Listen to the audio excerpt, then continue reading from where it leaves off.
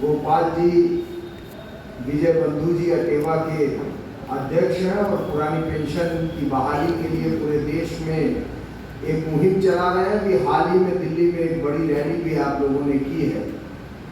युवा संगठनों के प्रतिनिधि गोविंद जी, गौरव जी, रजत जी, अनिल सिंह जी, इंजीनियर राम बहादुर जी, आदिवासी क्षेत्र से आई हुई सविता जी और यहाँ उपस्थित दोस्तों, आज हमारे इस अतिथि मंच पे सिर्फ कुछ पार्टी, कुछ संगठनों के प्रतिनिधि नहीं है।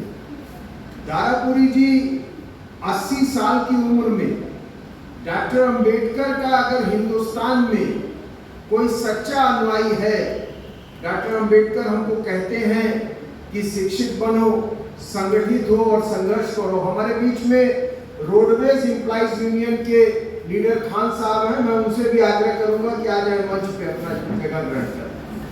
आलोक जी उनको ले आइए मंच। डॉक्टर अंबेडकर ने हमें शिक्षित किया, बताया, उसके सच्चे अनुयायी अपने जीवन में उसको अंगीकार करने वाले दारापुरी जी हैं और 80 साल की उम्र में जनता के सवालों को लेकर जेल तक जाके सरकार की तानाशाही का मुकाबला करने वाले दारापुरी जी हमारे मंच पे हैं। हमारे मंच पे गोपाल जी हैं।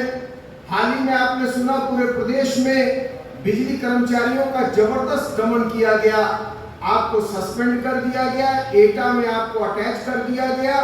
बिजली कर्मचारियों के आंदोलन में आपकी तनख्वाह काट ली गई और विभिन्न तरह के FIR तक दर्ज है। विभिन्न तरह के उत्पीड़न और दमन को झेलते हुए भी आप आंदोलन में डटे हुए हैं। विजय बंधु जी भी कहने की आवश्यकता नहीं है, पूरे देश में आंदोलन की आवाज है। और हमारे बीच में जो खान साहब अभी आए हैं, रोडवेज के सिर्फ एम्प्लॉय ही नहीं है, यूनियन के नेता ही नहीं है। जब प्राइवेट रोडवेज बिल पार्लियामेंट में आया तो पूरे उत्तर प्रदेश की रोडवेज बसों का चक्का जाम करने का आंदोलन आपने किया था। तो यह युवा आंदोलन और सामाजिक मजदूर कर्मचारी आंदोलन का जो समन्वय आपने किया है, मैं सबसे पहले आप सबको इसके लिए हृदय से बधाई देना चाहता हूं। दोस्तों, अभी हम देश के प्रधानमंत्री जी को सुन रहे थे। लाल किले की प्राचीर से उन्होंने भाषण दिया और एक बुलेट पॉइंट, मोदी जी की आदत है वो बुलेट पॉइंट मारते हैं। उन्होंने एक बुलेट पॉइंट मारा और कहा कि आजादी के अमृत काल को कर्तव्य काल में बदल दो। बड़े जोर शोर से आजकल कर्तव्य की चर्चा हो रही है, बातें हो रही हैं। संविधान के ज्ञाता यहाँ लोग बैठे हैं, दारापुरी जी हैं। हमारे संविधान में कर्तव्य कहाँ आता है? कर्तव्य आता है 51A में और कहा जाता है कि ये फंडामेंटल ड्यूटीज है इंडियन सिटीजन की। उसके पहले हमारे संविधान में बहुत कुछ है। हमारे संविधान की प्रस्तावना सामाजिक, राजनीतिक, आर्थिक न्याय की गारंटी की बात करती है। हमारे देश की संविधान की प्रस्तावना एक संप्रभु, समाजवादी, लोकतांत्रिक, धर्मनिरपेक्ष राष्ट्र बनाने की परिकल्पना करती है। हमारे देश के संविधान में मौलिक अधिकार दिए हुए हैं। आर्टिकल 14 से शुरू करके तमाम नीति निर्देशक तत्वों में हमें अधिकार दिए गए हैं और बड़े दुख के साथ कहना पड़ता है कि एक एक अधिकार पर चुन चुन के हमला किया जा रहा है। संविधान का अनुच्छेद 21 कहता है कि हमको गरिमापूर्ण जीवन जीने का अधिकार है। 43 में व्याख्या की गई कि हिंदुस्तान के हर नागरिक को जिंदा रहने वाली, बेहतर डिग्निफाइड लाइफ जीने वाली मजदूरी का भुगतान किया जाएगा। 39 में हमारे देश में ये कहा गया, 41 में, कि काम के अधिकार की गारंटी होगी और संपत्ति और संपदा कुछ लोगों के हाथ में संकेतित नहीं होगी। लेकिन आज, और ये मैंने कोर्ट ने अपने डिसीजन में अपहोल्ड किया एक गरिमापूर्ण जीवन जीने के अधिकार को, और आज सरकार रोजगार पर हमला कर रही है। एक एक करके जितनी भी वैकेंसीज है पोस्ट सेंट्रल लेवल पे ही, स्टेट लेवल पे ही खत्म कर दी गई। कॉन्ट्रैक्ट सिस्टम में स्कीम वर्कर्स के रूप में काम करा रहे हैं, 4,000, 5,000, 7,000, 8,000।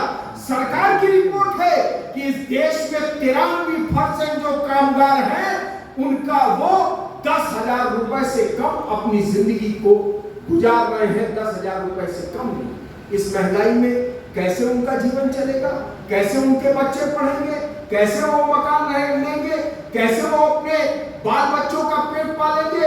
एक आधुनिक गुलामी में इस देश को ढकेलने की कोशिश है। और तब ऐसे दौर में यह बात उठाना कि रोजगार का अधिकार कानूनी गारंटी हो, सरकार क्या नहीं कर सकती?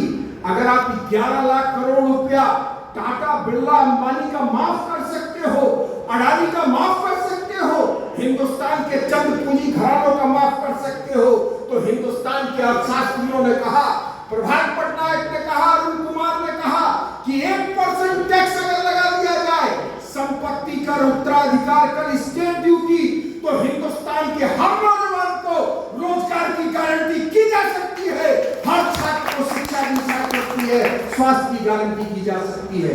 यह काम आप क्यों नहीं कर सकते?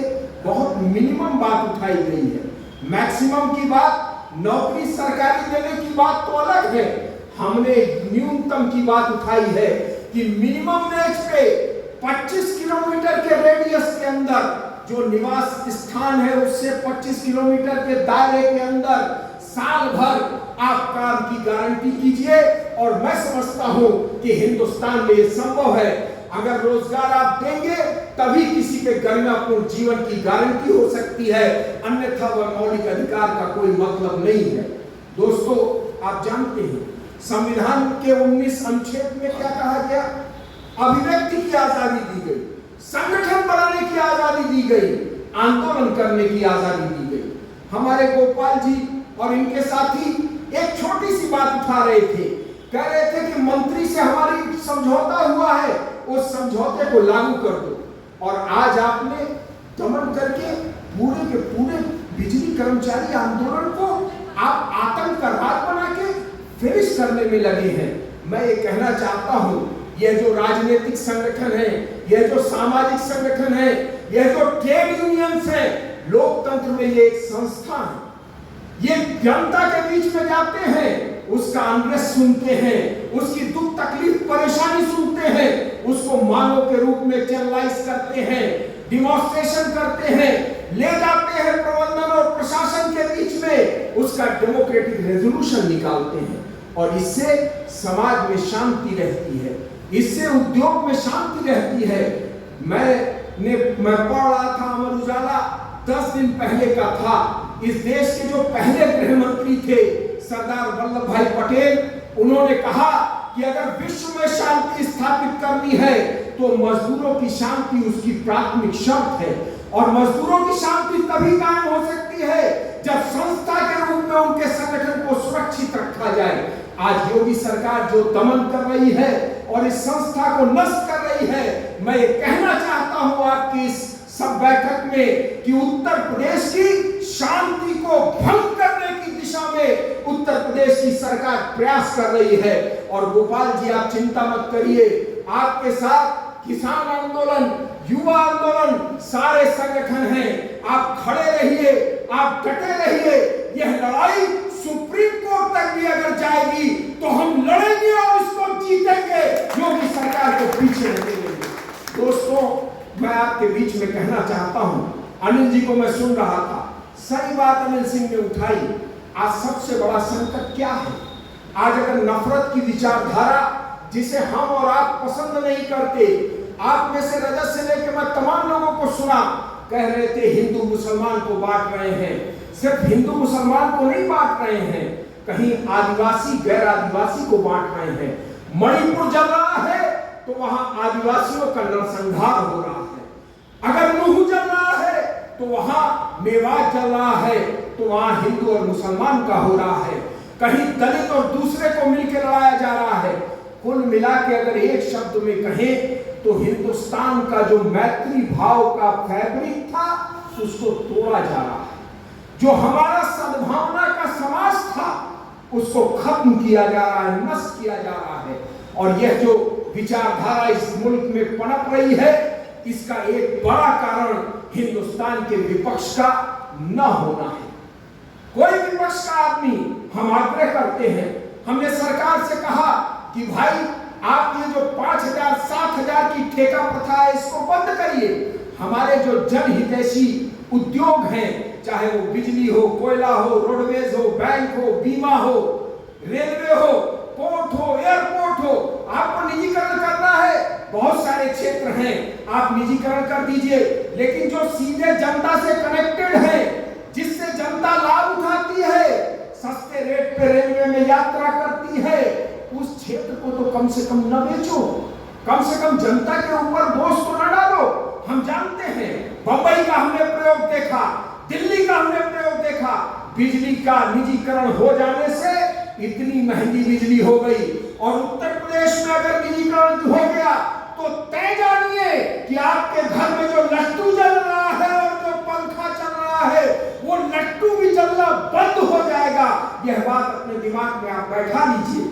हमने कहा कि कोर सेक्टर का निजीकरण मत करिए, 5,000 7,000 8,000 9,000 10,000 पे कॉन्ट्रैक्ट सिस्टम में काम मत कराइए।